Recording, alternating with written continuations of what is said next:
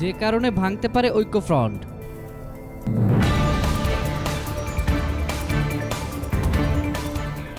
একাদশ জাতীয় সংসদ নির্বাচনে ঐক্যফ্রন্টের 2 জয়ী প্রার্থীর শপথ নেওয়ার উপরে নির্ভর করছে ঐক্যফ্রন্টের সাথে বিএনপি জোট থাকবে কি থাকবে না।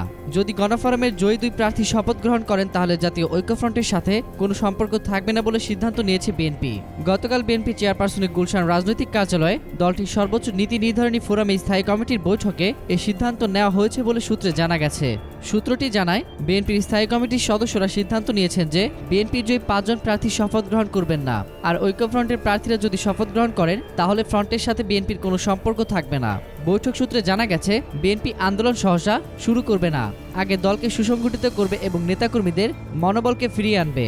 এরপরে আন্দোলন ও সংগ্রামের কথা ভাববে দলটি। বৈঠকে স্থায়ী কমিটির সদস্যরা মতামত দিয়েছেন যে উপর থেকে চাপিয়ে দেওয়ার সিদ্ধান্ত নয়, কেন্দ্রীয় কমিটির সিদ্ধান্ত মেনে নেওয়া উচিত বলেও সূত্রটি জানায়।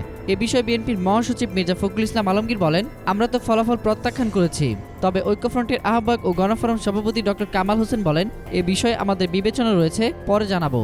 30 তারিখ অনুষ্ঠিত একাদশ জাতীয় সংসদ নির্বাচনে বিএনপির 5 জন দলীয় প্রার্থী বিজয়ী হন এবং বিএনপি জোটের দল ধানের শীষ প্রতীক নিয়ে নির্বাচিত হয়েছেন গণফোরামের 2 প্রার্থী।